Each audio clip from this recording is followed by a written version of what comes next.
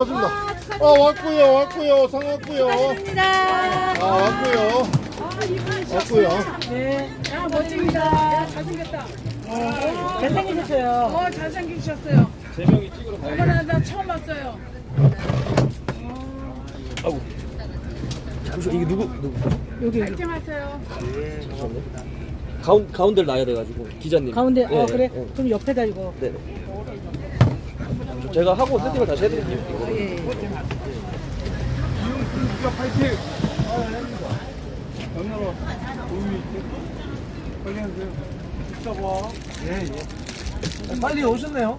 예, 금방 왔습니다.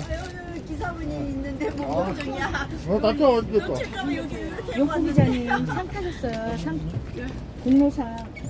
공로상인지 뭐 이렇게 상 타셨다고 합니다. 축하드립니다. 이제면 단식하는데 가가지고 짜장면 시키신 분 한번 해야 되겠네요. 여자씨. 아이고. 물 이제 요거 제가 할게요. 네네. 물 많이 마신다고 댓글에 물 많이 마신다고 해서 물을 안 마시고 해보려고요. 형 옆에 잠들에 물을 안 마시고 한번 예. 물을 잘 드셔야 됩니다. 당 떨어지니까 아니, 이거 하나 드셔야 돼. 맛있네. 이거 아니까 물을 잘 제가 드셔야 이미 됩니다. 딱하니까. 아이고. 제가 이 뭐 하나 받았습니다. 감사합니다. 사진 하나 찍어야 되겠다. 가만 있어봐. 멋있다. 가만 있어봐요. 잠시만요 기자님. 잠시만요. 가만 있어. 제가 저좀 줄게. 이게 보니까 3D 입체 상인데요.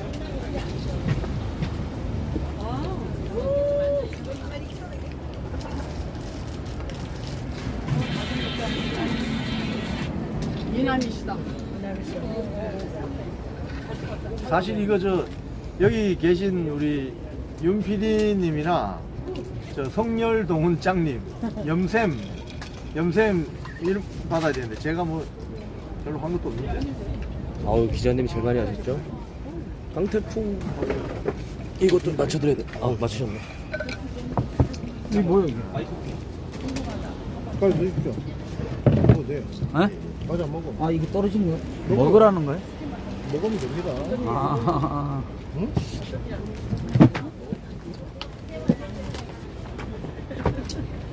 예, 안녕하십니까.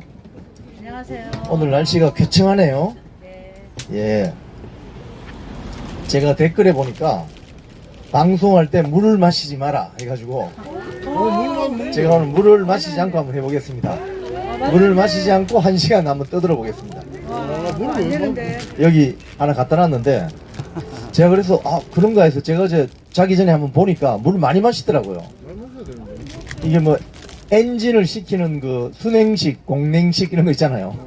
물로 엔진을 좀 녹여야 되는데 기온을 또 온도를 낮춰야 되기 때문에 자 오늘 제가 오후에 자유언론 국민연합 거기에서 하는 2023년 가짜뉴스 시상식 거기에 다녀왔어요. 거기 보니까 뭐 많은 분들 오셨고 또 이렇게 소중한 상패를 주셔가지고 제가 별로 한 것도 없는데 공로 감사패 를 받았는데 기분이 좀 묘했습니다. KBS 해직 기자로 돼 있어가지고 제가 기분이 묘했습니다.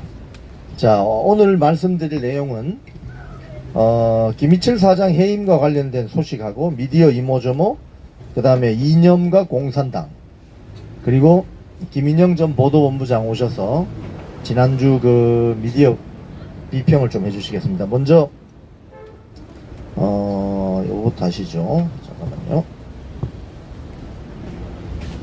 네. 김희철 사장 해임 초읽기. 김희철 사장이 이제 해임된다 하니까요. 일부 매체에서 난리를 치고 있습니다. 경향신문 같은 경우에 사설을 썼는데요. 사설 제목이 KBS 사장 해임안 상정 이동관표 폭주 시작인가 쭉 뭐 이런 걸 쭉 썼는데 뭐 오케이 자 자유롭게 주장할 수는 있겠으나 마지막에 이런 멘트가 있습니다. 비판 여론에 귀를 닫고 공영방송 개혁이라는 미명 아래 방송을 좌지우지하려는 시도는 국론 분열과 극한 정쟁을 불러올 수밖에 없다. 비판 여론? 경향신문이 문재인 정권 때 문재인 정권 많이 비판했습니까? 저는 그게 좀 의심스러워요. KBS 사장짐 해임 절차는요, 절차적으로 문제가 없이 하나씩 이루어지고 있어요. 그래서 지금 윤석열 정권이 정권 잡은 지 1년 4개월이 넘었는데 이제 KBS 사장을 적법한 절차에 따라서 해임 상정안을 했고 또 청문 시간도 10여일 넘게 주고 이렇게 가고 있는 거예요. 문재인 정권 때 어떻게 했습니까? 공영방송 장악 시나리오 문건 만들어서 그냥 회사를 엉망진창 만들었잖아요. 그건 누가 만들었어요? 민주당이 만들었잖아요. 응? 그때 경향신문이 이런 식으로 사설을 썼는지 내 모르겠어요. 한번 물어보고 싶네요. 자, 뭐 경향신문의 또 기사인데 제목도 이렇게 뽑습니다. KBS 이사회 각본 짠 듯 김희철 사장 찍어내기 시동. 그러니까 요 미다시, 우리가 미다시라고 합니다. 업계용어로 일본말인데 헤드라인만 보면 마치 KBS 이사회가 불법적으로 사장을 몰아내는 것처럼 묘사를 하고 있죠. 지금 절차적으로 가고 있는 건데 여기 보니까 아주 구체적으로 향후 일정에 대해서 뭐 저도 이거 궁금했는데 경향신문이 취재를 많이 한 것 같아요. 보니까 어제 김희철 사장 해임 제청안을 상정을 했고 다음 주 수요일 9월 6일이 제가 저 농성 시작한 지 100일째 되는 날입니다. 커피차 옵니다. 커피차. 임시이사회를 열어서 심의를 한대요. 해임 제청안에 대해서 심의를 하고 경향신문에 보니까 이렇게 되어 있습니다. 다음 달 그러니까 9월 12일 이게 화요일입니다. 화요일 오전 10시에 임시이사회에서 김희철 사장의 소명을 직접 듣고 증거를 조사하는 청문 절차를 밟게 되는데 김희철 사장은 그날 전날 자정까지 서면으로 의견 제출할 수도 있고 9월 12일 날 이사회에 직접 참석해서 의견을 진술할 수도 있는데 경향신문의 어떤 취재에 따르면 9월 12일 화요일입니다. 이날 이사회에서 김희철 사장이 최종 해임될 수 있다 이렇게 전망하고 있네요. 너무나 반가운 소식인데요. 아 이걸 또 경향신문이 전해줄 줄이야. 네? 뭐 언론노조 했는데 좀 이따가 이거 말씀드리겠습니다. 9월 12일 그러니까 경향신문 보도에 따르면 9월 12일 오전 9시에 출근하자마자 이사회가 열리는데 화요일입니다. 그때 김희철 사장이 최종 해임될 수 있다고 경향신문은 지금 그렇게 보도하고 있네요. 네. 김희철 사장이 이사회에 제출한 본인의 해명 자료가 아니고 언론을 상대로 지금 해명을 하기 위해서 어제 입장을 냈대요. 입장을 냈는데 여러가지 사유로 자신에 대한 해임 제청은 부당하다 이렇게 주장을 했는데 제가 하나하나 조목조목 비판을 해드릴게요. 자, 1번 대규모 적자에 대해서는 먼저 송구하다는 말씀을 드린다 하지만 지난해 대비 40% 넘게 위축된 지상파 광고 시장의 벽을 넘지 못했다. 공영방송 KBS는 상업성, 영리성을 우선할 수 없다. 그래서 경영적자 폭이 커질 수밖에 없는 구조다. 자, 그래서 제가 취재를 좀 해봤습니다. 취재를. 자, 이거 먼저 이거부터. 이게 이게 어디더라? 기자협회보입니다. 한국 기자협회보. 여기 취재를 하면 이런 표가 나와요. 이게 검색하시면 나옵니다. 언론사 경영성적표 이렇게 치면 나와요. 여기 보시면은 우리나라 언론사의 작년, 그러니까 작년하고 재작년 2022년, 2021년 내 매출액과 영업이익과 당기순이익 이런 게 쫙 나와요. 통계가. 여기에 보면은 방송사 중에 유일하게 영업 적자를 내는 곳이 어디냐면 KBS하고 JTBC입니다. 자, 그러면 SBS는 어떻게 돼? SBS 한번 비교해 볼까요? SBS가, 자, KBS가 매출액이 1조 5천억. 우리나라에서 제일 큽니다. 제일 커. 제일 많아요. 신문사 중에서 제일 큰 게 조선일보인데, 조선일보 다 해봤자 3천억이 안 돼요. 매출액이. 그러니까 여러분, 시청자 여러분, KBS가 왜 방송 정상화가 되고 이게 경영 정상화가 되어야 되는지 아시겠죠? 우리나라 언론사의 거의 절반입니다. 절반. 매출액이 1조 5천억이에요. 조선일보 제일 큰 신문사 해봤자 2,900억 밖에 안 돼요. 그러니까 KBS가 엉망이 되면 우리나라 언론이 엉망되는 거예요. KBS가 정상화되면 우리나라 언론 환경이 정상화됩니다. 그래서 여기부터 때려잡아야 되는 거예요. 응? 잘못한 게 있으면. 자, 그런데 2022년에 영업 적자가 얼마냐면 KBS가 마이너스 90억. 그리고 2021년에 마이너스 71억. 자, 그런데 SBS 한번 봅시다. SBS는 영업 이익이 얼마냐면은 KBS가 마이너스 90억이죠. 566억 흑자를 냈습니다. SBS. 그럼 SBS 사장은 뭐 도깨비 방망이 들고 다니나? 우리가 문제라고 하는, 아니네. SBS가 1433억. 우리가 좀 문제라고 하는 MBC도 566억 흑자를 냈습니다. 그러니까 김희철 사장이 얼마나 잘못하고 있는지 알 수 있겠죠, 그죠? 네. 경영 능력이 그냥 빵점이 아니고 마이너스 90억. 어이구, 진짜. 당기 순이익도 마찬가지입니다. 당기 순이익도 2022년에 작년에 마이너스 118억.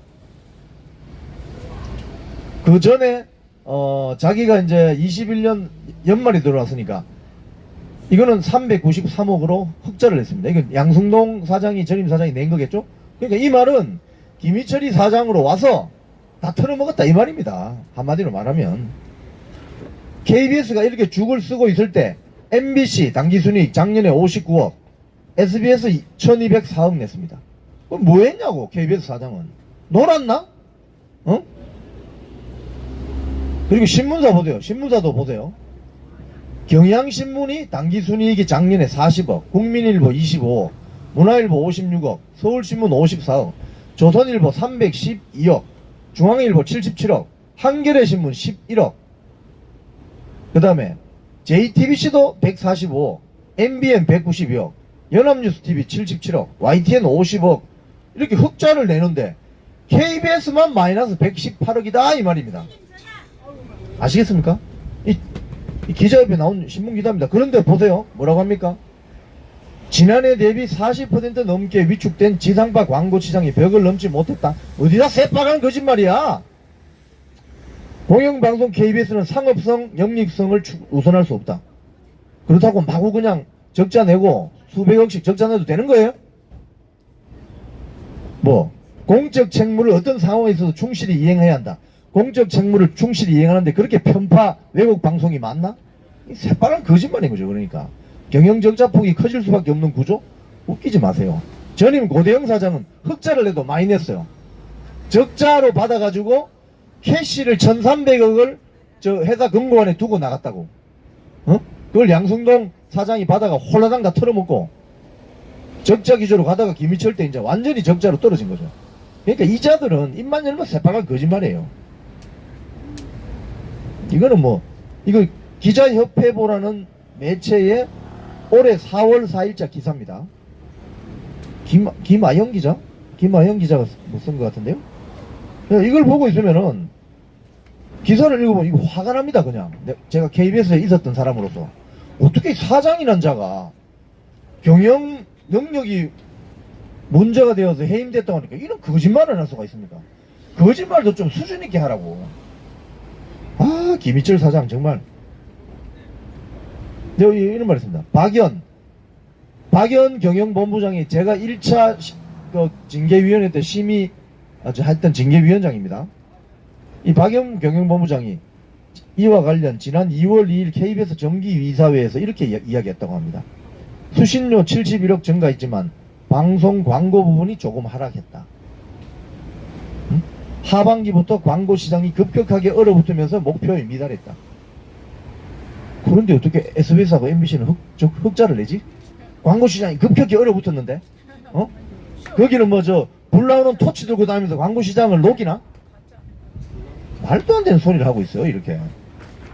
자기들이 잘못을 했으면, 막 경영 능력이 좀 부족했다, 이렇게 솔직하게 자인하고, 집에 가든지 해야지 말이야. 끝까지 거짓말이네, 끝까지 거짓말.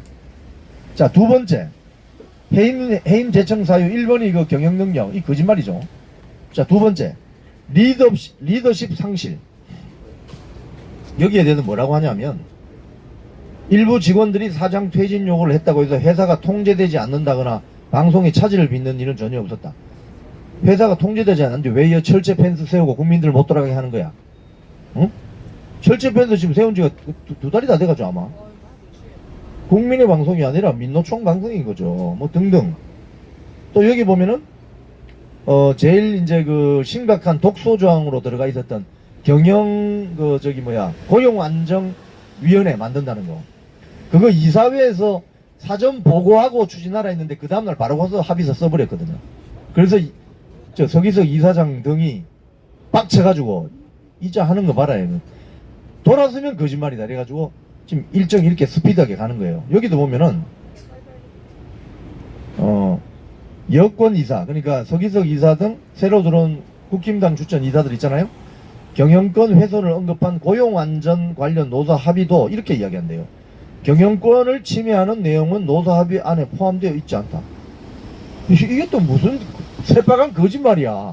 고용안정위원회라는 것을 합의를 해줬기 때문에 민노총 노조가 새 사장이 들어와서 어떤 경영권 자구 노력을 하려고 해도 못하게 지금 막아놨단 말이에요. 고용안정위원회를 만들어가지고 어디다 새빨간 거짓말을 하고 있어. 적법한 절차를 거쳤고 노사 합의 관련 기본사항도 뭐 등등 해임 근거에 포함된 것은 납득하기 힘들다. 이래서 지금 김희철 체제의 KBS는 민노총 노영 방송이라 이 말입니다. 말이 안 되는 거죠. 그러니까 입만 열면 또 거짓말이에요. 그리고 마지막으로 제일 고약한 해명이 이런 겁니다. 뭐 쭉 KBS는 정권이 바뀔 때마다 외풍에 시달렸다. 아니, 자기가 그 피켓 들고 강교영 교수 있는 명지대 가서 외풍을 만든 장본인이잖아. 근데 뭐 외풍에 시달리기는 자기들이 만들어 놓고. 그리고 이렇게 이야기합니다. 향후 진행 상황에 따라 법적 대응을 포함해 KBS를 지키기 위한 힘을 보태겠다. 아, 사장 잘리면 이제 파업하겠네. 여기 와서 이제 피켓 들고 본인 잘린 거에 대해서 방송 장악이라고 일방적으로 주장하면서 파업하겠다 이 말 아니에요. 지금 이자들이 이렇습니다. 운동장을 자기들이 장악할 때는 야 이거 공정한 거야 하다가 자기들이 밀림을 있지 않습니까? 아 이거 불공정해 해가지고 운동장이 잔디 다 불태우는 조들이라니까. 이런 세력입니다. 그런데 이런 세력들한테는 권한을 주면 안 되겠죠. 권력을 주면 안 되겠죠. 공영방송을 주면 안 되겠죠. 영원히 아웃시켜버려야 돼요. 이런 세력들은. 자, 민노총 언론노조가 성명서를 썼는데요. 이 성명서를 읽어보면 가관입니다. 완전히 가관. 뭐라고 하는지 압니까? 이게 제가 계속 말씀드리잖아요. 선수로 연락이 뛰다가 갑자기 저는 심판이에요.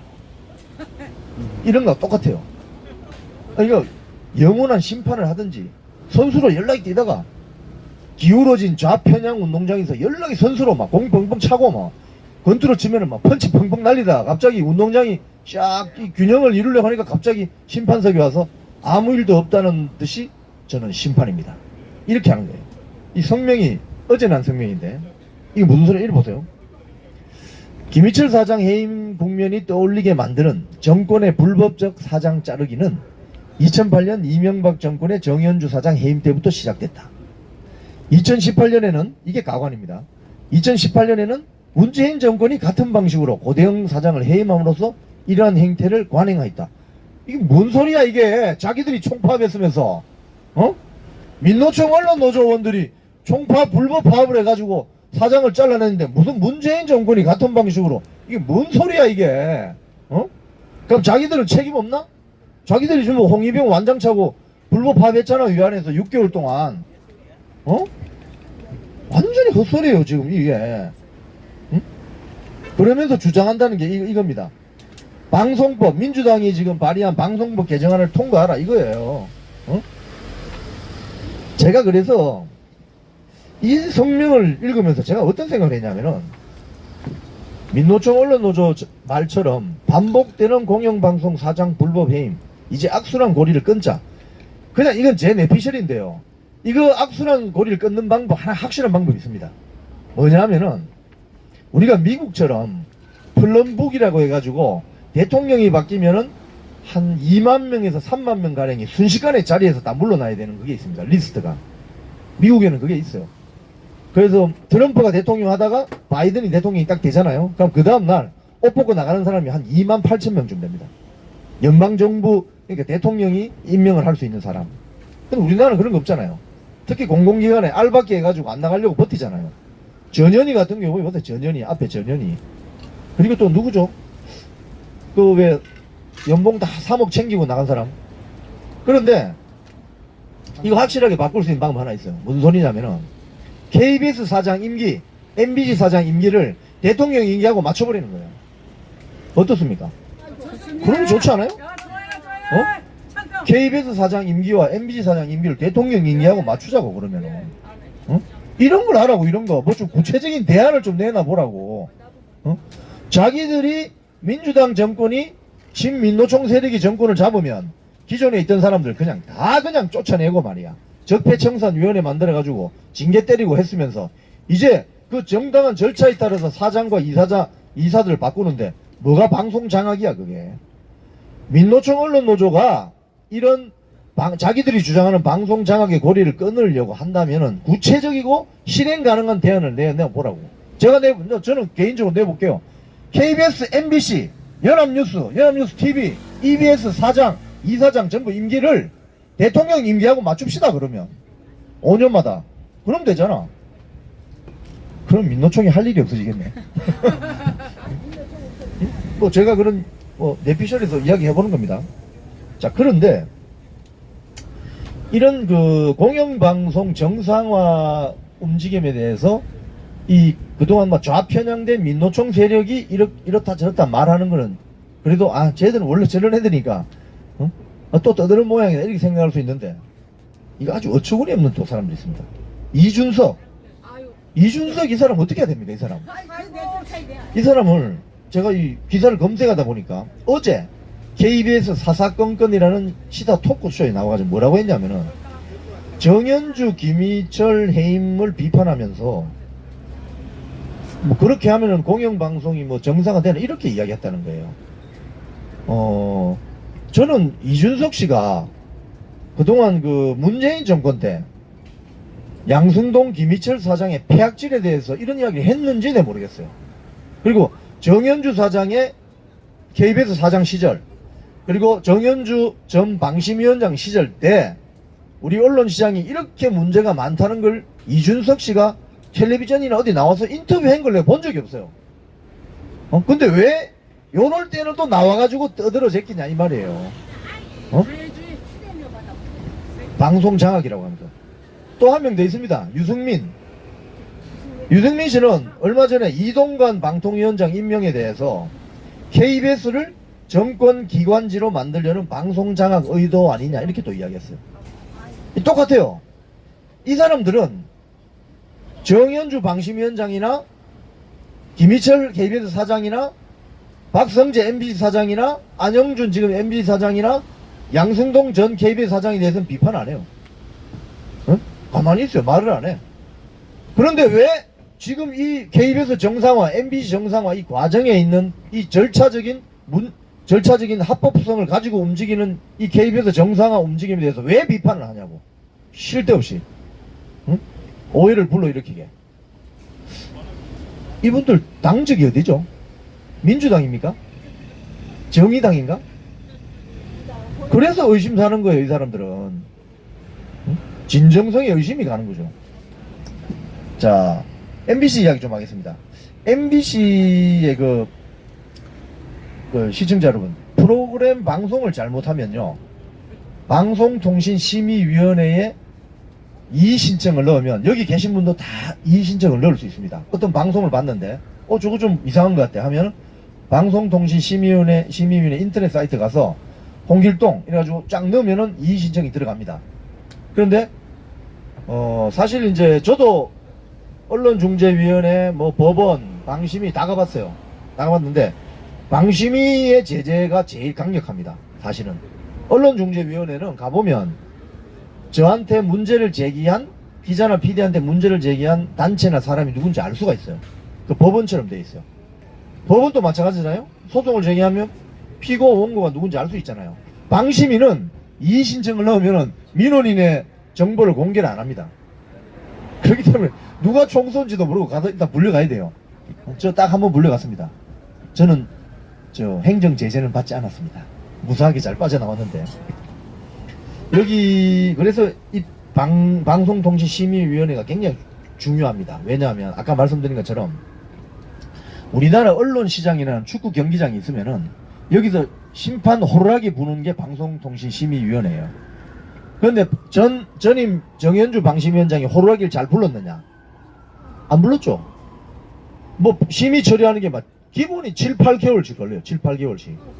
그러니까 7, 8개월씩 김어준, 김재동, 뭐 신창식 실컷 떠들 수 있게 놔두는 거예요. 그러니까 한국 언론 시장이 그냥 오염되기 일보 직전까지 가는 거죠.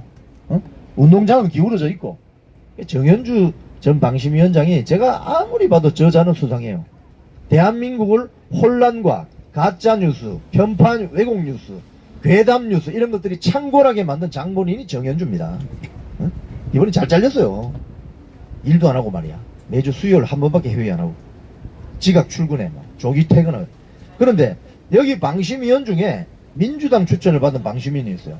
정민영이라는 사람인데 이 사람 원래 한겨레 기자 출신인데 그 사이 또 공부를 해서 변호사가 됐어요. 근데 이 사람이 자기가 MBC 프로그램을 심의하는 위치에 있으면서 MBC를 변호했다는 거예요. 이게 말이 됩니까? 이게 아까 제가 말씀드렸잖아요. 선수이면서 심판인 사람이에요. 이건 안 되는 거 아닙니까? 이해 충돌이 일어나잖아요. 내가 예를 들어서 A팀, B팀 하는데 경기를 하는데 내가 A팀의 선수이면서 심판이면 됩니까? 그럼 심판을 공정히 할 수 있겠어요? 못 하잖아요. 근데 이자가 심판이면서 선수라고. 무슨 소리냐면 바이든 날리면이라는 그 MBC 보도 있었잖아요.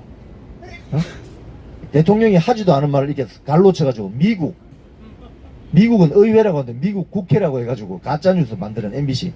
그걸 이 사람이 심의하는데 자기가 MBC를 변호했다는 거예요. 소송 대리인으로. 이게 말이 돼요? 말이 안 되잖아요. 그래서 이 사람이 MBC를 상대로 한 그 방송 심의 결과 중에 30건을 심의했는데 28건이 별 문제 없음. 그러니까 솜방망이 조치를 내렸다는 거예요. 당연한 거지. 지가 선수인 팀에 또 심판이니까 당연히 이건 봐주겠지. 옐로 카드 줘야 되는데 그냥 통과시키고. 에? 그러니까 불공정의 화신들이에요. 의자들은 불공정의 화신. 그래서 이 사람이 MBC 관련 30건에 대해서 14건에 대해서 문제 없음. 그 다음에 행정지도의 일종의 권고 7건, 의견 제시 7건, 그리고 주의와 이 법정 제재로 평가받는 주의로 이루어지는 의견 진술은 딱 한 건밖에 없대요. 한 건. 30건 심의해가지고. 이게 대표적인 불공정. 그래서 지금 이 사람 심의위원 그만둬야 된다고 지금 고발 조치 당했다요. 권익위원회에. 국민권익위원회는 이런 선수이면서 심판 인정하는 이런 사이비 방송통신심의위원회를 잘라주시기 바랍니다. 국민권익위원회는. 에이 진짜. 자, EBS 노조 또 이야기 좀 하겠습니다. EBS는요 원래 교육방송이 KBS에 있었습니다. 제가 입사하기 전인가 입사 직후인가 이 교육방송이 KBS에서 떨어져 나갔습니다. EBS 방송국은 과천에도 있고 일산에도 있어요. 대부분 업무가 일산에서 이루어져요 지금. 근데 EBS에는 민노총 노조밖에 없습니다. EBS 직원들은 전부 민노총입니다. 주변에 EBS 다닌다는 분이 있거든. 물어보세요. 민노총이죠? 이러면 아마 말을 안 할 거예요. 다 민노총입니다. KBS는 4,500명 중에 민노총이 2,300명이고 KBS 1노조가 1,200명이고 공영노조가 100명이고 MG노조가 지금 한 400명 가까이 됐대요. 그리고 무노조가 좀 있고 이런데 EBS는 거의 100% 민노총 노조입니다. 그래서 어떻게 되겠습니까? 방송국이. 응? 근데 EBS는 회사가 규모가 작고 하기 때문에 노출이 잘 안 돼요. 근데 이번에 강규영 이사님이 여기를 감으로써 드디어 EBS의 문제점이 드러나기 시작하고 있습니다. 드러나고 있습니다. 근데 이제 강규영 이사님이 여기 가셔가지고 가자마자 그 민노총 EBS 노조가 성명을 냈는데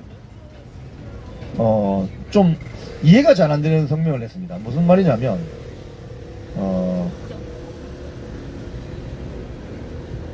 본인 스스로 EBS 이사로서 어떠한 자격이 있는지 반드시 설명하라 이랬다는 거예요. 그러니까 강규영 이사가 된 사람에게 당신이 이사 자격이 있는지를 설명하라. 이거 설명할 필요 있습니까? 그러면 강규영 이사가 이렇게 이야기할 수 있겠죠. 강규영 이사님이 6년 전에 KBS 민노총 노조원들이 와가지고 그 명지들을 찾아와가지고 아이고 시간이 많아. 명지들을 찾아와가지고 뭐 하니까 우리 KBS 기자들에게 민노총 소속 기자들이 이렇게 했다는 거예요. 지금 방송 장악 시나리오대로 홍위병처럼 하는데 부끄럽지 않아요? 이러니까 그 기자들이 이사님 빨리 사퇴하십시오. 그러니까 강규영 이사님 뭐라 했냐면은 사퇴할게 내년 8월에 그래가지고 그게 유튜브에 있습니다. 응? 그러니까 이제 이런 강규영 이사님이 EBS 이사로 갔기 때문에 지금 EBS에 여러 가지 문제점들이 있는데 그동안 국민들에게 잘 알려지지 않았어요. EBS도 KBS 수신료의 몇 프로를 떼서 가져가거든요. 그렇기 때문에 국민의 감시를 철저하게 받아야 됩니다. 응? 그래서 우리 강규영 이사님의 역할이 아주 중요할 것 같고요. 연합뉴스도 또 문제가 되고 있습니다. 연합뉴스 이 성기용 사장이라는 자가 이거는 왜 이런 조치가 나왔을까 좀 궁금해요. 무슨 소리냐면 연합뉴스에도 민노총 노조가 대표 노조입니다. 그러니까 여러분들 만나는 기자, PD, 아나운서 뭐 소위 말해서 방송가에 언론사에 잘 나간다는 사람들 만나면은 물어보세요. 민노총입니까? 딱 물어보세요. 그럼 뭐 우물우물하면 그 민노총입니다. 예? 나 민노총 아니에요. 저처럼 좀 민노총 반대요. 이런 사람은 제가 볼 때는 그나마 민노총 연합뉴스에도 민노총 기자들이 우글우글합니다. 이 안에. 근데 이 민노총 노조가 자기 민노총 소속 출신 성규용 사장을 평가했는데 점수가 100점 만점에 53점. 나가라 이런 소리 이제 하는 거죠. 왜? 민노총 출신 사장이 있으면 지금 또 공격이 들어올 텐데 KBS가 정상화되고 나면 그 다음에 MBC 그 다음에 EBS 연합뉴스로 올 거라는 걸 알고 있는 거죠. 자, KBS 하나 이야기하겠습니다. 이거 어제 뉴스에 나간 건데요. 별 희한한 리포트를 합니다. 그러니까 후쿠시마 이 처리수 이걸 어떻게든 키워보려고 제목이 이렇습니다. 매일 하겠다던 삼중수도 측정 날씨 따라 오락가락. 이 무슨 소리냐면 지금 태풍이 일본으로 쫙 가고 있잖아요. 후쿠시마 앞바다로 태풍이 이로 가고 있습니다. 그럼 여러분 배 띄울 수 있습니까? 없습니까? 없죠. 배 못 나가요. 태풍이 오면은. 이거 엄청 무식한 리포트예요. 태풍 오는데 어느 정신 나간 사람이 배를 띄웁니까? 바닷물이 다 뒤집어지는데 측정선은 또 작아요. 또 보면은. 그러니까 측정할 수 있는 포인트를 가야 돼요. 그러니까 이게 얼마나 있지 않습니까? 대륙 지향적으로 생각하냐면은 저는 사실 부산에서 오래 자랐기 때문에 바다에 대해서 좀 압니다. 바다에 파도 치면요, 예를 들어서 기상청에서 3m 파도 칩니다. 그러면 실제로 바다에 나가보세요. 6m에서 7m 됩니다. 왜냐하면 올라갔다가 다시 내려가야 되잖아요. 그러니까 6m, 7m 좀 되면은 조그마한 배 타면은 그냥 난리가 나요. 배멀미하고 그냥 있지를 못해요. 그런데 배 안 나갔다고, 그 측정하는 배 안 나갔다고, 어제 하루 안 나갔다고, 이거 삼중수도 측정하는 거 날씨마다 오락가락 믿을 수 있냐, 이런 보도를 한다고요. KBS가. 근데 이 KBS 보도 나오기 전에 그날 아침에 경향신문에서 이거하고 똑같은 기사를 썼어요. 이 기준으로 하면은 중국 원전의 삼중수소 왜 그동안 보도 안 했노? 진짜 열나니까 사투리가 확 나오네. 중국에 왜 원전 삼중수소는 왜 보도 안 해요? 뭐야 이런 보도를 왜 하냐고. 이 전파 낭비 대표적으로. 태풍 지나가면 가겠지. 어? 바다가 얼마나 어머니 품처럼 넓은지 모르는 거예요. 참. 어? 저 파도 칠 때 한번 취재하면 가지. 어? 제가 옛날에 어업 지도선 타고 저 대한해협에 그 99년도 한일어업협정 개정할 때 뭐 경량의 대한해협을 가다 해가지고 제가 갔거든요. 어업 지도는 큽니다. 한 5,000톤에서 7,000톤 이런 그림 하나 찍어보려고 막 했는데 우리 촬영 기자가 저 후배인데 저보다 나이가 많아요. 그 친구가 이게 찍다가 배가 울렁울렁 하면 어떻게 되겠습니까? 위가 어떻게 되겠습니까? 위에 붙었다가 밑에부터 이러잖아요. 바로 그냥 그래서 그 촬영 기자가 그 밑에 저 선실 침대에 이렇게 누워가지고 도저히 이 배멀미가 나와서 힘들어 하는데 제가 이제 좀 쉬었으니까 올라오겠지 안 올라오더라고요. 그래서 제가 내려갔어요. 이 계단을 이렇게 있는데 내려가다가 그래서 제가 그 양반이 성이 허씨입니다. 허대감 왜 촬영 안 하지? 이런데 배가 갑자기 올라가지고 제가 그냥 쫙 하니까 그 양반이 누워가지고 저를 보고 같이 바다가 그렇습니다. 어? 여의도 여기 편안하게 앉아가지고 여기서 기사 쓰지 말고 현장 취재를 좀 하라고. 대한민국 기자 여러분, 우크라이나 안 가나? 우크라이나 가서 활동하는 대한민국 기자가 없어. 전쟁이 벌어지는데 말이야. 기자가 뭐 그런 데 가서 좀 보여주고 이래야 뭐 좀 국민들이 이야 우리 기자들 위험한 장소도 간다. 내가 못 가보니까 대리 만족을 할 수 있고 대리 정보 공유를 받을 수 있는 거지. 기자들이 안 가니까 뭐 그게 뭐 기자야. 현장에 가지 않는 건 기자가 아니에요. 어? 불이 났으면 화재 현장에 가야 되고 태풍이 지면 태풍 현장 근처라도 가야 되고. 중계차 자기 방송국 앞에 받쳐놓고 하다가 들켰잖아요. 에이구. 자, 하나만 더 말씀드리겠습니다. 어제 제가 윤석열 대통령의 그 국힘당 연찬회에서 이념 발언 그걸 제가 해드렸잖아요. 제가 한 번 더 말씀드리면 이념이라는 건 뭐냐면 방향성입니다. 방향성. 예? 방향성. 내가 왼쪽으로 갈 건지 오른쪽으로 갈 건지 이런 게 이념이라고요. 어? 그런데 이 좌파 언론은 이념에 대해서 철저해요. 왜? 자기들이 이데올로기 정파를 가지고 있기 때문에. 근데 우파들이 이념을 가지기 시작하면 겁을 냅니다. 아시겠어요? 그래서 우파들이 이념을 가지기 시작하면 아이 그거 극우야. 그냥 중도 실용으로 해 이런다고요. 아시겠습니까? 자기들은 좌파 이데올로기를 철저하게 지키면서. 제가 오늘 한겨레 신문에 성한용이라는 이 기자가 있어요. 저보다는 선배일 거예요. 칼럼을 썼는데 제목이 뭐냐면 이명박 박근혜도 이렇지는 않았다 이렇게 써요. 쓰면서 이 칼럼의 내용이 뭐냐 이런 겁니다. 윤석열 대통령은 정말 무서운 사람이다. 나는 안 무서운데. 두 가지 이유다. 첫 번째 이념이다. 이거 보세요. 제가 말씀드렸죠. 좌파 세력은 우파 세력이 이념을 가지기 시작하면 무서워합니다. 왜 그렇겠습니까? 우리나라의 좌파 세력이 우파 세력을 가장 무서워했던 시기가 언제냐면 대한민국 한국 전쟁 직후예요. 왜? 전 국민들이 공산당이 어떻게 하는 만행을 다 봤거든요. 그러니까 그 당시에는 대한민국 좌파 세력이 숨도 못 쉬었어요. 어? 국민들이 다 알았기 때문에 이 공산주의 이 좌익들이 어떤 세력인지 알았기 때문에 그때는 숨도 못 쉬었다고요. 전쟁이 끝난 지 지금 몇 년 됐습니까? 60년 넘었습니까? 이제 50년이니까 70년 넘었네요. 그죠? 이제 그 당시에 사람들이 많이 돌아가시고 안보 의식도 좀 한량해지고 이러니까 우파들이 우리가 방공을 해야 되나? 이러고 있단 말이에요. 근데 윤석열 대통령이 이념을 강조하니까 이 좌파들이 난리가 나는 겁니다. 왜? 우파들이 이념을 가지면 엄청나게 무섭게 되거든. 자기들한테는. 자기들은 좌파, 일종의 사회주의 이런 걸 신봉하는데 우파들이 철저한 시장 자본주의를 주장하고 자유민주주의 체제를 옹호하게 되면 겁나는 거죠. 그래서 윤석열 대통령은 정말 무서운 사람이다 이렇게 이야기하는 겁니다. 이 사람들이. 그러면 첫째 이념이다 이러면서 무슨 소리냐 하냐면은 실용 보수의 종식, 이념 보수의 부활선언. 좋은데? 이거 아주 좋은데? 실용 보수라는 게 있어요 이게? 시청자 여러분, 영국 미국 가보세요. 실용 보수라는 건 없어요. 실용하고 보수하고 무슨 상관이 있어요?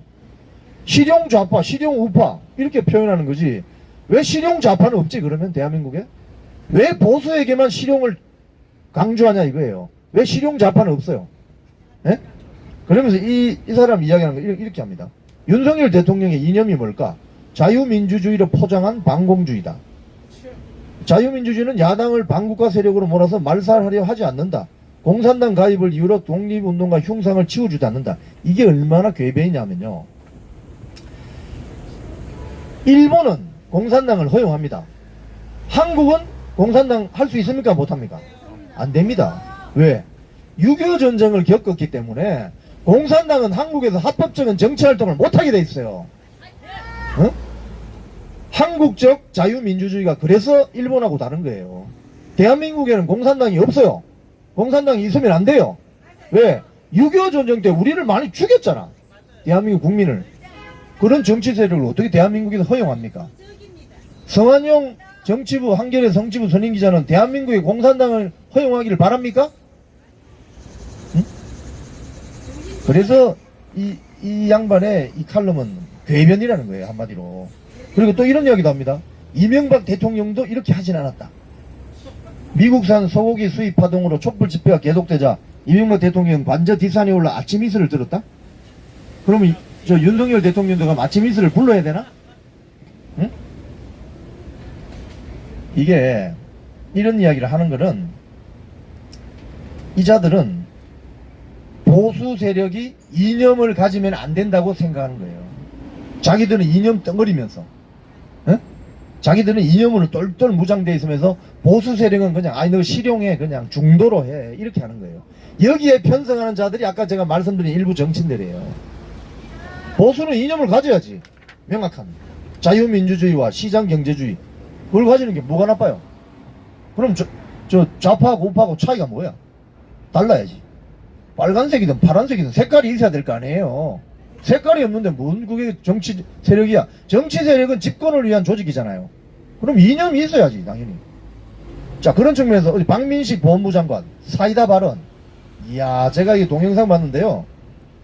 그 저기 누구야 민주당의 그 민영배 의원.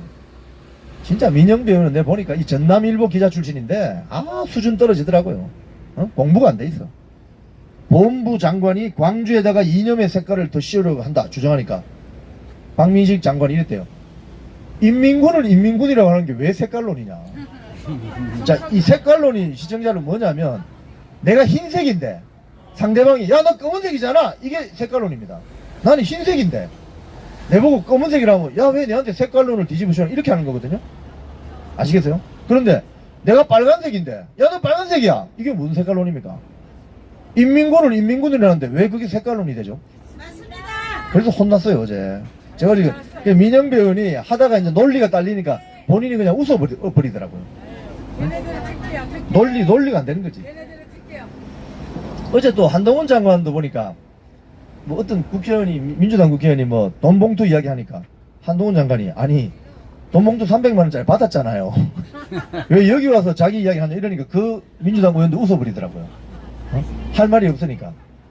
지금 한동훈 장관, 박민식 장관 잘하고 있습니다. 이 잘할 수 있는 이유가 뭐예요? 이념이 있기 때문에 이념. 응? 지금 윤석열 대통령이 이야기하는 이념. 이념이 없으면 아이고 대충 넘어가 그냥 아이 좋은 게 좋은 거야 이렇게 간다고요. 그러니까 안 되는 거예요. 이념이 있어야 돼 이념. 자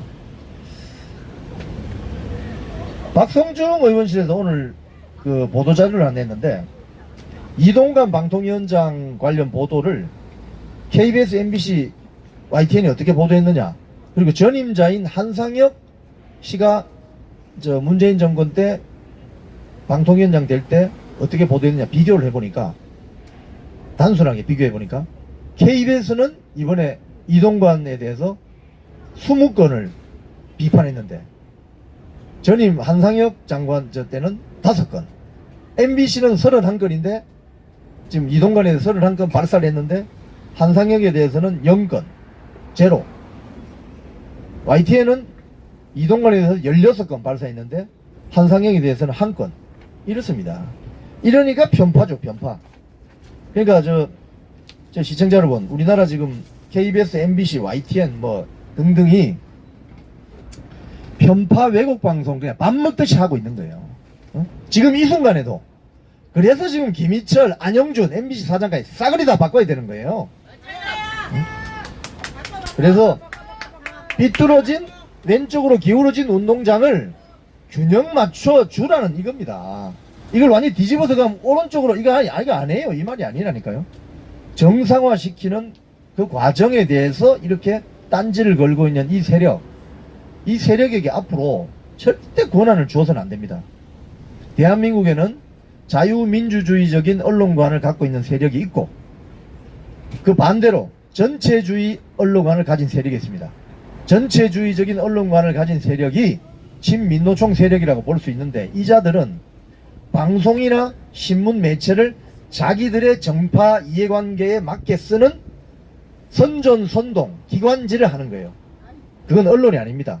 그래서 매체라고 해요. 매체. 하지만 자유민주주의적 언론관을 가지고 있는 분들은 뉴스를 생산해서 미디어 시장에서 소비가 되는 과정에서 진위가 가려진다고 믿는 사람들이에요. 그래서 방심위원장 이런 사람이 중요한 사람을 데려다 놔야 된다고 생각하는 겁니다. 심판을 공정하게 봐야 되니까.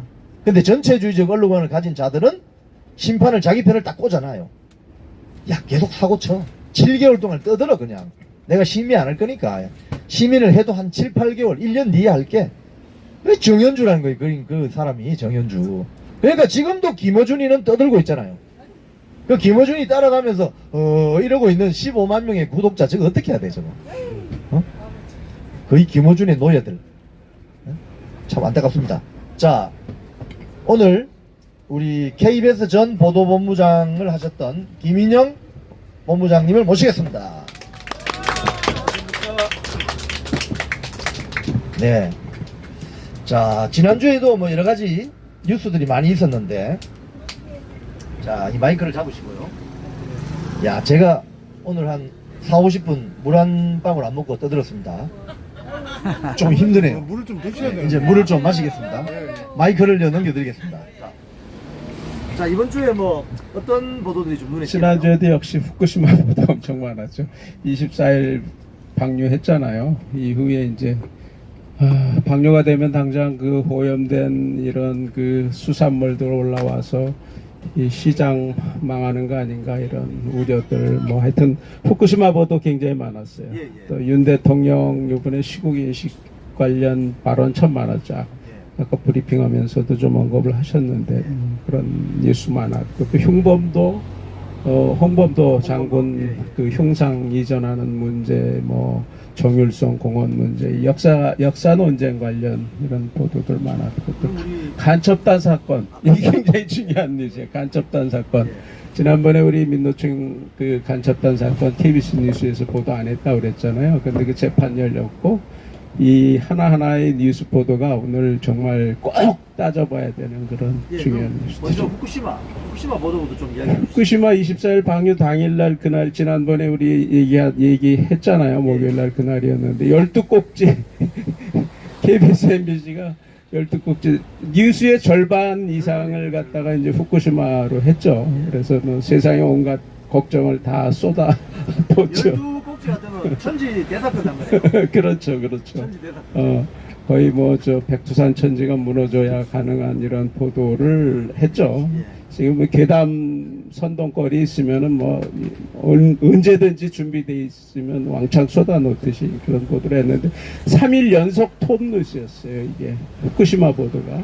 그래서 그 24일, 24, 25, 26, 27 해갖고 5꼭지, 4꼭지 양사 KBS, MBC가 그렇게 많은 보도를 했어요. 그런데 보도의 특성이 이게 이제 방류가 됐으니까 당장 그 뭐 업판자에 가거나 이게 수산시장에 가보면은 그 장사가 안 돼서 손님들이 없어서 이제 뭐 오염된 물고기 먹지 말아야죠. 5년 뒤에 10년 뒤에 오는 건 상관없고 방류했다고 하니 곡창이 막 태산 같아서 먹지 말아서 손님들이 안 가야 되는데 웬걸 손님들이 평소보다 더 많이 온 데도 있고 그래서 참 다행스럽다. 그런데 이게 우리 보도하고 MBC 보도는 이게 손님들이 떨어졌다, 미리 살 것도 안 산다, 뭐 이런 보도, 미리 예단하는 이런 보도가 많았고 현장 취재가 아니라.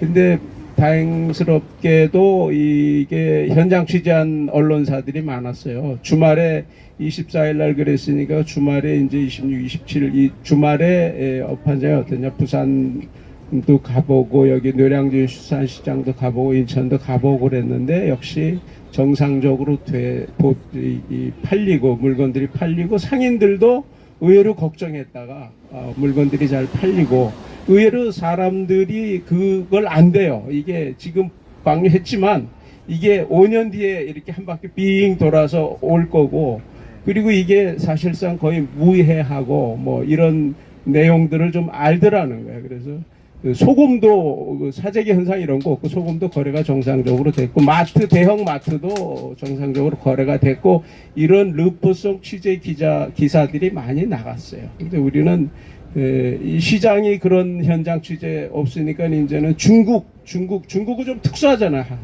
중국 거고 일본 관계는 중국은 뭐 일본하고는 뭐 무조건 증오하고 저조하고 이러고 보니까 중국에서 그런 것까지 보도해가면서 이게 막 괴담이 좀 확산되기를 바라는 그런 보도를 했는데 결과적으로 그렇진 않았던 것 같아요.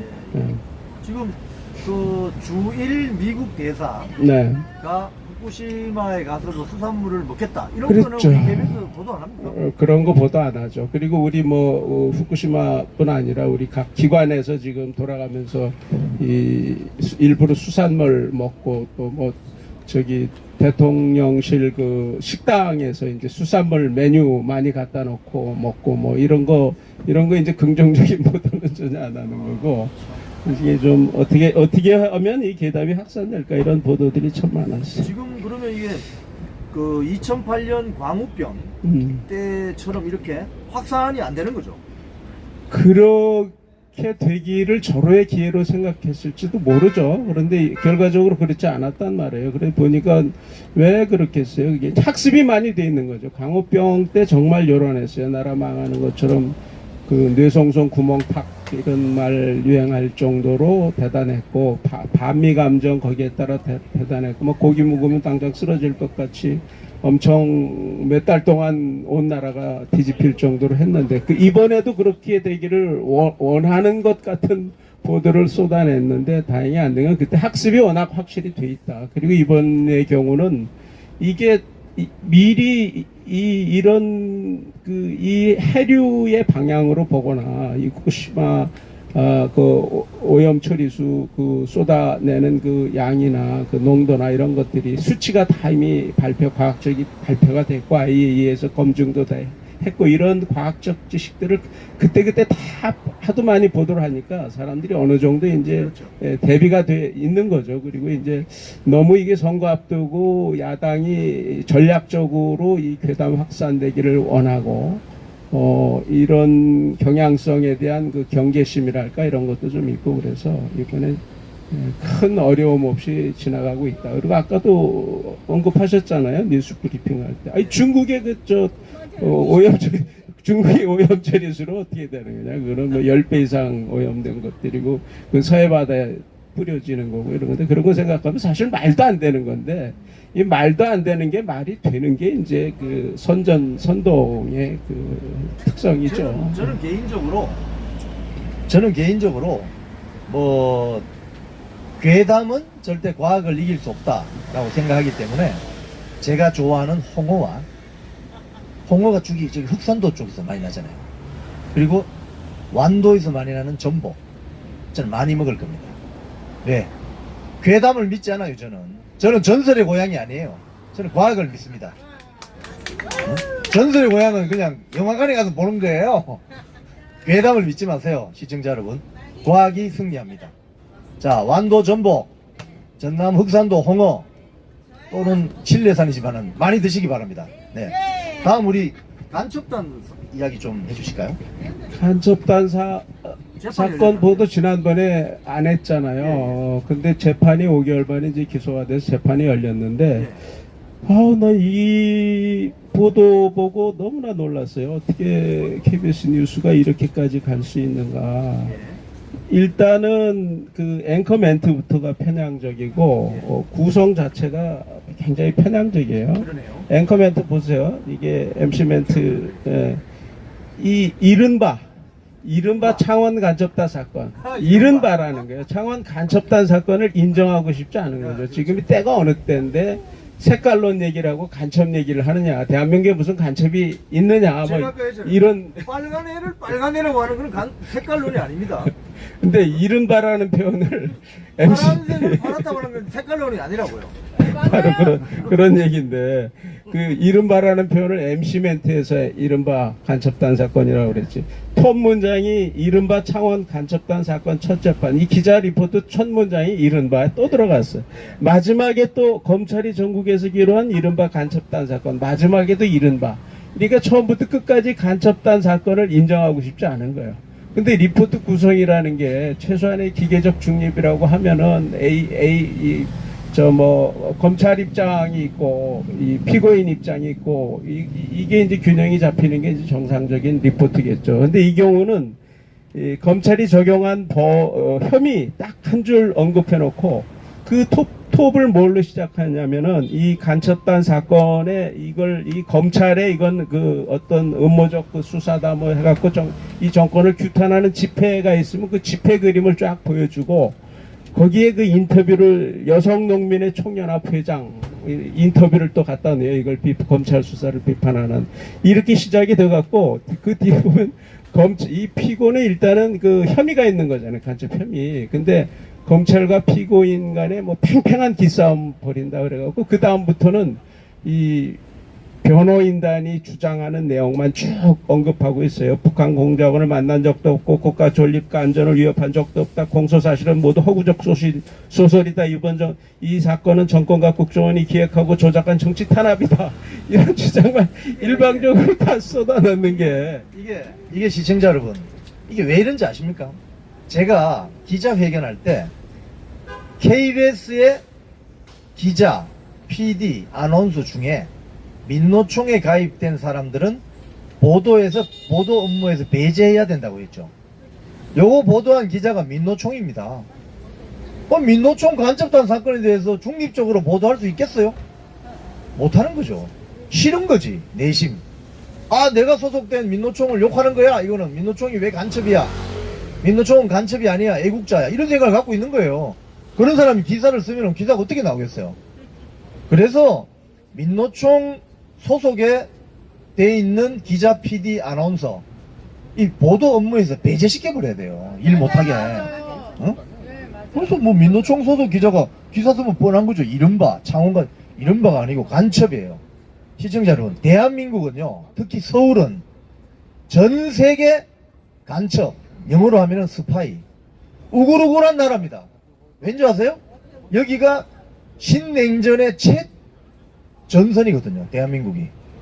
예? 저 광화문 외교가 거리에 돌아다니는 게 거의 간첩입니다, 사실은. 예? 전 세계 스파이들이 여기 와서 정보 수집하고 있어요, 우리나라는. 근데 왜 간첩이 없어? 특히 북한. 그러니까 간첩이 요즘 시대에 간첩이 왜 어디 있어요? 라는 사람이 수상하다니까, 그런 사람들이. 간첩은 엄연히 있는 겁니다. 스파이는 전 세계를 돌아다니면서 자기 나라의 이해관계를 위해서 정보 수집하고 공작도 하는 거예요. 예? 그런데 왜 간첩이 없어? 근데 그 공작하다 걸린 거잖아, 이거는. 대한민국 국적을 가진 사람을 통해서 공작을 하려다가. 근데 왜 창원 간첩단 사건을 이렇게 보도하느냐? 보도하는 기자가 민노총인데 뭐 할 말 다 한 거지. 자, 그렇습니다. 네. 또 추가로 뭐 말씀하시는? 이번에 이제 연찬 국힘당 연찬회의도 있었잖아요. 그리고 국무회의도 있었고, 대통령의 그 직접 언급이 중요한 게 굉장히 많이 나왔죠. 뭐 아까 골프 얘기도 했는데, 뭐 이념이 방향이 중요한 거 아니냐. 아무리 장타 쳐봐야 방향이 엉뚱하면 오비 아니냐, 오비. 뭐 그런 얘기, 뭐 국정 1 더하기 1은 100이라고 믿는 사람 세력 얘기, 또 국가 재정 부실을 기업에 비유한 그 언급, 24시간 얼마나 그 대통령이 억울하면 24시간 내내 야당과 언론이 정부 욕만 한다 그랬겠어요. 예, 그만큼 아무리 열심히 해도 언론에서 맨날 이렇게 괴담만 보도하려고 그러고 저 바이든 뭐 이런 거 막 막 시간을 다퉈서 보도하려고 그러고 옛날에 그 조금 지난번에 백악관 정상회담 할 때 무슨 팝송하고 뭐 하면서 거기서 그 바이든이 흐뭇한 표정으로 이렇게 정상 간에 이런 교류가 되고 이런 게 그전 정권에서 있었으면 엄청나게 보도했을 거예요. 근데 지금 그런 거 없어요. 여당이지. 뭐 어차피 포기하고 사는 것처럼 막 언급이 나와서 대통령이 오죽하면 저럴까. 그런데 워딩이 굉장히 무서운 워딩들이 직접적인 워딩들이 많이 한 거예요. 그만큼 현실 인식을 심각하게 하고 있는 거죠. 이 자유민주주의 체제 하에서 개방된 사회에서 간첩들이 활동하고 거기에 대해서 이렇게 불감증이 있고 현실 인식을 정확히 하고 뭘 하려고 하면 색깔론이라고 하고 그러니까 이게 굉장히 답답한 그런 심기랄까 이런 걸 아마 이런 기회에 이렇게 정확히 표현을 했고 그거는 결국은 우리가 제대로 싸워야 된다 이런 거잖아요. 이 사기적 이념에 입각한 공산 전체주의는 존속하기 어렵다 이런 표현까지 했고 이 국무위원들한테 한 발언을 보면 이 논리와 말을 갖고 싸워라. 현재 여야 스펙트럼이 너무 극단적 상황 아니냐. 그러니까 점잖게 얘기해서 될 일이 아니다. 결코.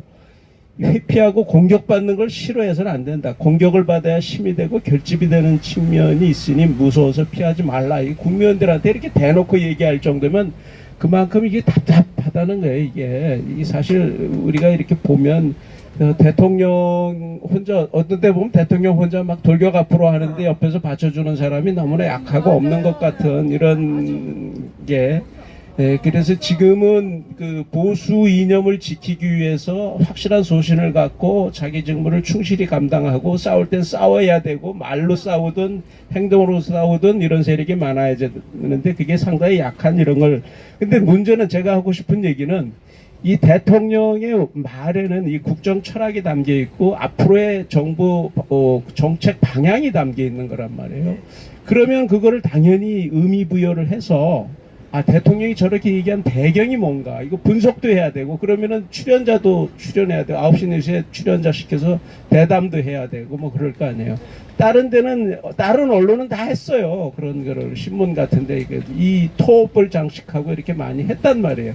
근데 이제 그런 거를 개무시하고 이틀 연속 발언이 나왔는데 첫날 발언 한 꼭지 하고 한 꼭지 한 것도 그것도 보니까는 그 야당 입장을 거기다 갖다 붙이고 뭐 이렇게 해서 한 꼭지 대충 이렇게 많은 발언을 했는데 대충 한 꼭지 하고 넘어갔어요.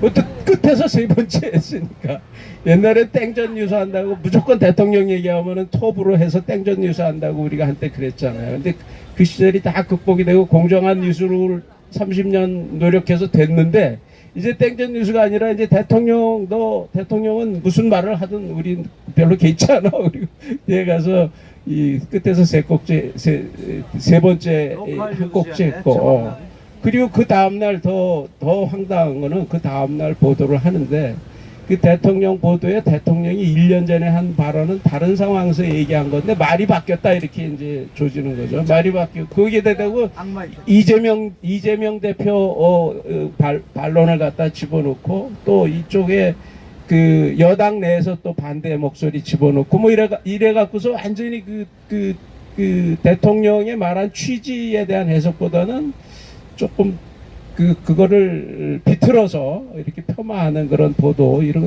왜 이런 기획을 억지로 할까 이런 생각이 조금 서글픈 거죠. 뭐 마지막으로 이거 한번 좀 더 말씀해 주시죠. 뭐 이번에 홍범도 또는 뭐 이종찬 강복회장 오늘 여기서도 집회 있었거든요. 이 역사 논쟁은 어떻게 봐야 됩니까? 오늘 논쟁이 있었죠. 그런데 이거는 여러 경로를 통해서 이미 대통령의 인식의 방향이 분명히 나왔어요. 다 알려져 있어요. 그러면은 이게 정권이 바뀌면은 어차피 대통령은 투표에서 다수에 의해서 선출이 됐고 그러니까 대통령의 국정 철학을 존중해서 방향이 나가야 되는데 이거를 KBS는 그 대통령의 국정처라 이게 잘못된 거다. 이제까지 역사 정리가 잘 된 건데 왜 엉뚱한 소리 하느냐 이런 식으로 이틀에 걸쳐서 보도를 하는데 보도의 구성조차도 이제 반대 단체들 목소리가 많았고 여기에 대해서 이종찬 광복회장이 좀 앞장서는 듯한 발언을 했잖아요. 지난번에 왜 이승만 기념관 만든다고 하니까 이승만 기념관 하면 이른바 좌파들이 펄쩍 뛰는 거 아닙니까? 근데 그거 막 반대했다가 반대했다가 이종찬 회장이 돌아선 거는 그 이유가 있어요. 그 공개적으로 이렇게 되면은 곤란하니까 이제 밀사가 파견이 됐고 이런 대통령의 그런 생각을 언급을 했고 해서 그게 된 거예요. 그래서 이종찬 원장이 광복회장이 입장을 바꿨는데 그 토를 달았죠. 그래도 이승만 그 우상화는 곤란하다 뭐 이렇게 했어요. 근데 이번에 또 흉상 보도가 되니까 흉상 보도를 보니까 그 국방부 장관 입장은 한마디고 그 뒤에 이제 여당에서 무슨 뭐 홍준표 대구시장 반대하는 입장, 뭐 유승민 씨 반대하는 입장, 거기다가 또 야당에서 반대하는 입장으로 완전히 이런 역사인식, 이런 그 대통령의 어떤 그 역사인식에 따른 이런 전환 같은 거를 다 개무시하는 이런 그 리포트 구성을 하더라 이거죠. 이런 것들이 참 역시 빨리 뉴스가 바뀌어야 되겠다. 이 리더십이 빨리 바뀌어야 이것이 민노총 이념 세력에서 해방이 돼야 이게 가능하겠다. 이런 생각입니다. 네, 오늘 김인영 전 KBS 보도본부장님 오셔서 아주 중요한 이야기를 많이 해주셨고 맥락을 잘 짚어주셨습니다.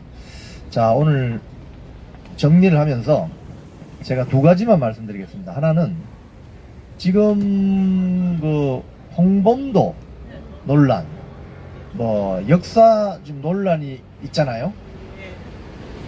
근데 뭐 개개인에 대한 이런 건 해석들이 좀 교수들마다 좀 다르기 때문에 제가 발언을 조금 아끼겠습니다. 그런데 시청자 여러분 이걸 꼭 아셔야 됩니다. 제가 전에 그런 이야기 한 적 있잖아요. 일본군 낭인들이 민비를 살해하려고 광화문으로 해서 경복궁을 들어가는데 그 경복궁 문 열어준 사람이 누구라고 제가 말씀드렸죠? 조선 사람입니다. 조선 사람. 우장춘 박사의 아버지 우범선이라는 친일주의 군인이 문을 열어줬어요. 그 경복궁 문을. 그래서 일본인 자객들하고 낭인들이 들어가서 민비를 찾아내가지고 살해하고 화장을 시켜버려요. 거기서. 근데 시신도 없어요. 화장이 돼가지고. 자, 그래서 그러다가 이제 조선이 망하잖아요. 근데 1921년에 러시아 영토인데 자유시라는 데가 있습니다. 자유시. 그러니까 구글에 들어가셔서 자유시 참변이라는 걸 검색 용어를 쳐보세요. 자유시 참변. 이 사건이 뭔지를 아셔야 지금 홍범도의 역사 논쟁 이런 것들을 이해할 수 있어요. 또 독립군에 대한 어떤 그런 맥락을 이해할 수 있습니다. 자유시라는 곳이 있는데 쉽게 이야기하면 이런 겁니다. 쉽게 이야기하면은 1910년도 1905년도에 러일 전쟁이 끝나고, 그러니까 청일 전쟁이 1895년, 러일 전쟁이 1905년이잖아요. 일본이 두 번 다 이기잖아요. 1905년도에 러일 전쟁이 일어나고 나서 조선이 외교권을 박탈당합니다. 그리고 1910년이 되면 다 넘겨줘요. 나라가 그냥 망해버린 거예요. 일본의 식민지가 됐습니다. 하지만 국내에 남아있던 일종의 예를 들어서 뭐 이 총을 쓸 수 있던 뭐 예를 들면 뭐 포수들, 짐승 잡는 호랑이 사냥했던 포수들 들고 있던 총, 그죠? 이런 것들을 들고 만주로 많이 가는 거죠. 독립운동을 하기 위해서. 쉽게 이야기하면. 그런데 거기에 민족주의 계열의 독립운동을 하는 세력이 있고, 특히 김좌진 장군 같은 사람 있잖아요. 공산주의 계열이 또 독립운동을 했던 사람도 있습니다. 근데 공산주의 계열의 독립운동가들의 조국은 어디냐? 대한민국이 아니고 소련입니다. 소련의 볼셰비키가 영어로 좀 머저로티거든요. 다수. 그러니까 붉은 공산당 다수를 볼셰비키랍니다. 볼셰비키를 위해서 이 한반도를 해방시켜야 되겠다. 일본 제국주의로부터 해방시켜야 되겠다고 독립운동을 수단으로 썼던 사람들이 있습니다. 그 사람들이 자유시에서 충돌을 해요. 충돌을 어떻게 하느냐. 고려 공산당이 샹하이파가 있고 이르쿠츠크 파가 있습니다. 하나는 중국을 무대로 독립운동을 하고 하나는 러시아 땅에서 소련 땅에서 공산주의 운동, 독립운동을 하는 거예요. 근데 이 사람들이 일본 군들이 만주 쪽으로 토벌을 세게 들어가니까 러시아 영토인 자유시에서 모입니다. 모여서 한 일주일 이렇게 있으면서 모여서 뭘 하느냐. 군권을 누가 행사하느냐를 놓고 싸웁니다. 거기서 또 팝을 싸움을 해요. 그런데 일설에는 일본군이 이걸 알고 일본군이나 러시아 소련군 입장에서는 만주에서 활동했던 독립운동 우리 조선이 망하고 대한민국을 찾으려는 독립운동 세력을 뭐라고 생각했겠어요? 일본군이나 소련군 입장에서는 게릴라로 생각하는 거예요. 게릴라. 자, 이 게릴라를 소통하기 위해서 일본군이 정보를 소련군에 흘렸다는 주장들이 많습니다. 그래서 이 소련군 볼셰비키가 여기 오는 거예요. 탱크 몰고 온다니까요. 그래서 여기서 이 사람들을 다 따발총으로 탱크로 몰살시킵니다. 1921년에. 그러니까 군권 가지고 막 싸우다가 시간이 많이 흘러요. 그리고 소련군이 어디서 첩보를 듣고 오는 거죠. 그래서 일본군이 흘렸다는 설이 유력해요. 사실은 일본군이 그 러시아 영까지는 못 들어가잖아요. 러일 전쟁 끝난 지 이제 얼마 안 됐는데 그죠? 한 10여 년 지났는데 이미 러시아는 이제 볼셰비키들이 이제 정권을 잡아서 있는 거고 레닌 스탈린. 그래서 정보를 흘려가지고 소련군이 이 쉽게 하면 대한민국 독립운동을 하려고 하는 게릴라를 소탕해라. 이래서 서로 죽였다는 이야기가 있습니다. 그런 해석들이 있습니다. 그 와중에 홍범도라는 사람이 있는 거예요. 근데 근본적인 질문. 거기서 소련군한테 다 총 맞아 죽었는데 왜 홍범도는 살아남았냐 이거예요. 시청자 여러분, 제가 이거는 뭐 학술적인 이야기가 될 수 있기 때문에 길게 말씀드리면 밤새입니다. 그렇기 때문에 그 구글에 가서 자유시 참변이라는 걸 쳐보세요. 자유시 참변 이후로 1921년 6월 28일 자유시 참변 이후로 만주 지역에서 조직력을 가진 독립운동을 하는 활동들이 거의 없어집니다. 왜? 총 다 뺏겨버렸는데 뭐. 총도 없지 뭐 수류탄도 없지. 그래서 그 뒤에 나오는 게 이봉창 선생의 도시락 폭탄 이런 게 나오는 거예요. 아시겠어요? 그래서 이 독립운동 만주에서 했던 그래서 김일성의 뭡니까 뭐로 수류탄을 만드시고 그거 있잖아요. 솔방울로 수류탄을 만드시고 그런 구라가 나오는 거예요. 어? 다 구라입니다 그거. 자, 그걸 뭐 과대 포장해가지고 마치 김일성이 만주에서 뭐 대단한 독립운동 한 것처럼 가르치는 게 지금 북한이라고요. 북한은 왕조 국가. 자, 하나 더 말씀드리면은 제가 단식에 대해서 좀 말씀드리겠습니다. 단식을 실제로 제가 체험해 본 입장에서 물하고 소금만 먹고 제가 8일까지 버텨왔습니다. 사람 살리는 단식이라는 책이 있어요. 제가 그때 단식했을 때 제 고등학교 동기가 한의사입니다. 저 도곡동에서 한의사 잘해요. 한의원 크게 합니다. 하는데 그 친구가 경희대 한의과를 나왔는데 우리 고등학교 다닐 때 그 이과에 전교 1등이었습니다. 자꾸 친했어요. 그래가지고 그 친구가 제가 단식한다는 소식을 듣고 책을 하나 주러 왔어요. 여기 제가 10몇 년 전에 정현주 사장이 KBS 사장할 때 제가 단식을 한번 했었어요. 뭐 투쟁하다가 거의 준비도 없이 단식은 준비 없이 하면 큰일 납니다. 그 사람을 살리는 단식이라는 책에 보면 단식을 내가 10일 하겠다 하면은 요 10일 하기 전에 10일부터 서서히 음식량 섭취를 줄여야 됩니다. 서서히 줄여가지고 10일 단식하고 단식 끝나면 또 10일 동안 서서히 먹어야 돼요. 내가 10일 단식하려면 한 달 동안 단식 스케줄이 있어요. 이렇게 책에 그렇게 나와요. 그럼 내가 3일 한다 이러면 3일 9일. 근데 준비가 없다 갑자기 단식 확 들으면 충격이 엄청 옵니다. 몸에. 제가 단식하기 전날 하기로 한 전날 제가 집 앞에 포장마차 가서 아주 매운 쭈꾸미 안주에다가 막걸리를 먹었거든요. 그래서 와가지고 단식에 대해 엄청난 충격이 오잖아요. 근데 단식 그 책에 나오는 대로 되더라고요. 내 신체 변화가. 첫날 되면은, 첫날 저녁 되면 배가 엄청 고픕니다. 이튿날 아침 되면 먹고 싶어도 죽을 것 같아요. 너무 배고파요. 그래서 물로 계속 달래죠. 왜냐면 위산이 나오잖아요. 위산이 나와서 허기를 느끼게 만들잖아요. 위벽이 그냥 위산으로 그냥 파손됩니다. 위벽이. 그래서 물을 계속 마셔요. 그럼 이제 소금도 좀 먹고 이렇게 하는데 3일째 딱 되잖아요. 배가 안 고파요. 3일째 되면 배가 안 고픕니다. 그리고 기분이 좋아지기 시작합니다. 4일째 되잖아요. 배가 전혀 고프지 않고 멀리까지 잘 보입니다. 시각, 청각, 후각이 아주 예민해져요. 왜 그렇게 되는지 아세요? 몸이 알아요. 아, 주인이 먹을 걸 안 주네. 내가 이거 죽을 준비를 해야 되게 돼가지고 얘가 극도로 예민해집니다. 그래서 저 같은 경우는 저기 본관 로비에 앉아 있는데 아나운서들이 지나가면은 이 화장한 냄새 있잖아요. 이 남자, 여자 아나운서들이 이렇게 좀 조명 밑에서 방송하시기 때문에 화장을 좀 하잖아요. 그 화장 냄새가 저기 가는데 다 맡아요. 코가 엄청 예민해져가지고. 이게 무슨 냄새지? 4일째 되면 그렇습니다. 5일째 되면요, 배 하나도 안 고픕니다.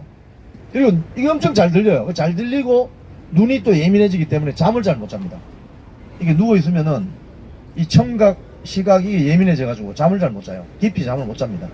그래서 그때 제일 징그러운 놈들이 어떤 놈들이냐면 요 회사 앞에 나와가지고 삼겹살 먹고 안 있습니까? 소주 한 병 까고 온 애들 있잖아요. 아, 형님 수고하십니다 이러면 그냥 한 대 치고 싶어요. 너무 역겨운 냄새가 나가지고. 그러다가 이제 한 6일 7일쯤 되면 어떤 현상이 벌어지느냐, 가만히 앉아 있는데도 배는 안 고픕니다. 갑자기 검은 커튼이 왔다 갔다 해요. 눈을 뜨고 있는데. 그러다가 커튼이 몇 번 왔다 갔다 하다 보면 그냥 픽 쓰러져가지고 제가 119 실려갔습니다. 한 일째 되는데 가서 1시간 좀 잤는가 싶는데 9시간 지났더라고요. 그리고 단식 끝나면 죽 주잖아요. 죽을 그 많이 드시면 안 돼요. 큰일 나요. 이 위가 이렇게 위축되어 있다가 갑자기 늘어나잖아요. 엄청 아픕니다. 단식하고 나서 뭐 짜장면 먹으면 큰일 납니다. 큰일 나. 자, 단식을 역사적으로 우리 정치사에서 제일 유명하게 한 사람이 누구냐? 김영삼 씨입니다. YS 고 김영삼 대통령. 그때 뭐 권위주의 정권 시절에 자기가 그 당시 한 20 며칠 하셨다고 하던데, 아, 그때 사진 보면 그 단식 좀 하신 것 같아요. 막 얼굴 볼이 그냥 쏙 들어가고 그냥 침대에 누워가지고 그냥 죽기 직전인데, 이 단식책에 보면은 정상인이 단식을 할 경우 8일쯤 되면은 쓰러지게 돼 있다고 딱 나와 있어요, 책이. 그래서 저는 그 책을 믿어요. 지금도 집에서 한 번씩 보면 제가 웃습니다. 이 페이지 접어가지고 쫙 줄 거라거든요. 8일 되면 쓰러짐, 뭐 검은 커튼이 왔다 갔다 함, 뭐 이런 거. 근데 그 뒤에 YS가 그 당시 그 한나라당 대표 최병렬 씨가 무슨 또 단식을 했거든요. 거기 가서 또 한 마리 또 유명한 어록으로 남아 있습니다. 뭐라고 했냐면, 최 대표, 제가 그 사투리 버전으로 바로 해드릴게요. 최 대표, 니 굶으면 죽는데 이랬어요. 그러니까 최 대표가 그 최병렬 대표가 부산고등학교 나왔을 거예요 아마. 그래가지고 그 뒤에 단식을 접고 나왔다는 이야기가 있습니다. 오늘 뭐 유명 정치인이 단식을 시작했다고 제가 들었는데,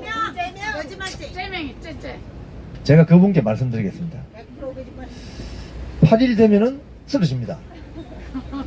이 물하고 소금만 드시면은 밖에 보니까 텐트를 치셨던데, 햇볕 들어오죠. 안 좋습니다. 그거 실내에서 단식을 해야 됩니다. 밖에 이 햇볕 맞고 그냥 바람 쐬고 이 물하고 소금만 드시는 게 단식이잖아요.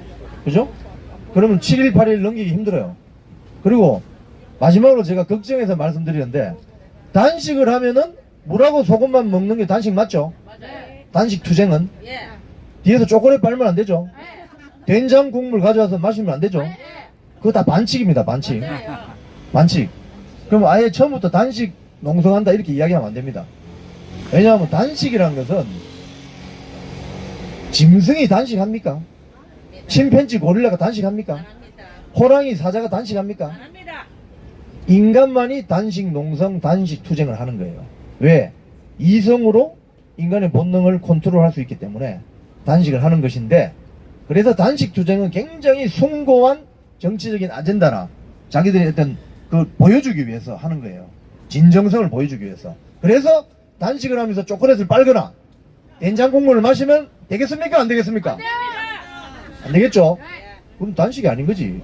그건 일본말로 사쿠라, 가리지날, 콩글리시 가리지날입니다. 자, 그래서 제가 그분께 마지막으로 한 말씀 드리면은 YS의 유명한 어록을 전해드리겠습니다. 굶으면 죽는데. 조심하시기 바랍니다. 자, 시청자 여러분 감사합니다. 우리 구호 한번 할까요?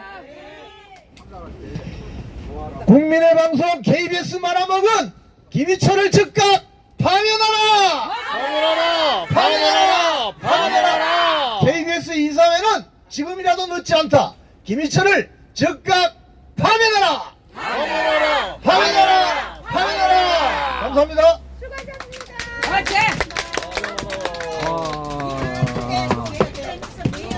김에 어디 오세요? 아, 예, 김해. 아, 김해. 아, 예, 김해. 좋은 말씀 들었습니다. 그리고 네, 지금까지 이영풍 기자님의 특별한 인터뷰, KBS 정상화를 위한 특별한 인터뷰 현장이었습니다. 끝까지 시청해주신 시청자 여러분 대단히 감사합니다. 더불어서 KBS가 하루속히 김의철 사장 속히 자신의 그 욕심을 버리고 즉각적인 사퇴를 하시는 게 좋지 않을까 하는 생각이 되고, KBS가 하루속히 정상화되기를 기대해 봅니다. 지금까지 KBS 앞 현장이었습니다. 네, 감사합니다. 오늘 남은 시간도 주님의 축복 속에 승리한 시간, 행복한 시간, 평강이 넘치는 귀한 시간 되시기 바랍니다. 이것으로 모든 방송을 종료하겠습니다. 여기는 KBS 앞 현장이었습니다.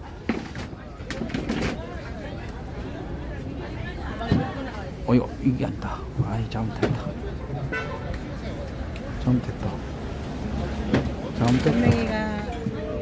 전명희가 뭐 금식을 한다고 웃겨 죽겠네. 도주했다는데? 도주했대? 응. 그렇지, 그 새끼. 어떻게 참. 뻥이야. 뭐.